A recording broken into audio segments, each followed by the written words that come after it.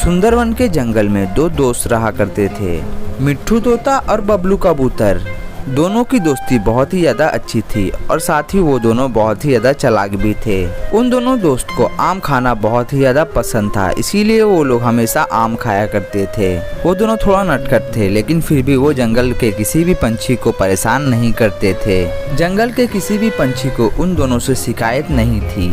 जब जंगल में किसी भी पंछी को खाने की जरूरत होती थी तो ये दोनों दोस्त मिलकर उसे अनाज दे देते थे। इसी कारण जंगल के सारे पक्षी इन दोनों दोस्त से बहुत ज्यादा प्रेम करते थे। एक दिन तोता कबूतर से एक सवाल पूछता है, तू मुझे एक बात तो बता, मैं दिखने में कैसे लगता हूँ? कैसा दिखता हूँ ये क्या मतलब है? तू कहना क्या चाहता है?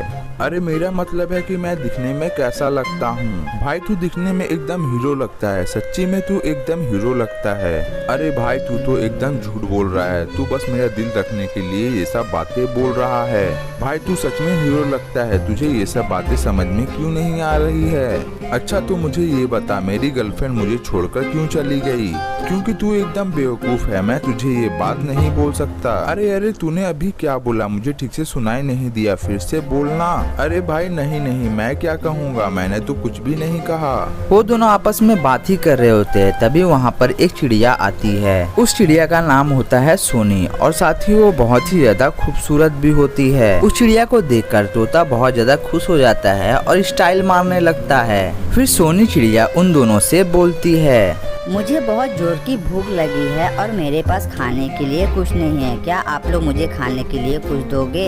तो तोता बोलता है, अजी आप टेंशन क्यों लेती हो, मैं अभी जंगल जाता हूँ और जंगल से आपके लिए खाना लेकर आता हूँ, आप यहीं पर रुकिए।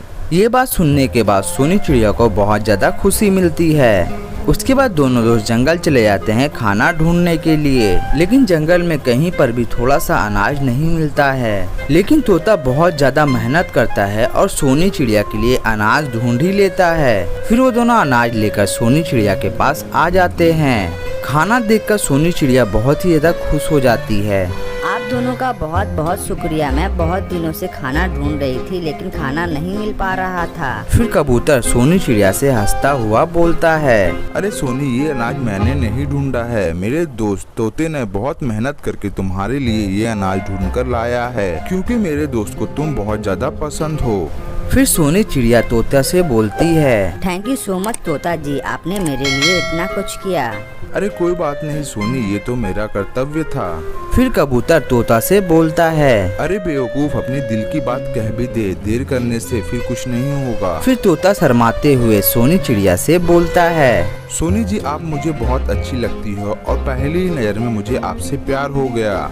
तोते के मुंह से ये सब बातें सुनने के बाद सोनी चिड़िया शर्मा जाती है। फिर सोनी चिड़िया बोलती है, आप भी मुझे बहुत अच्छे लगते हो तोते जी।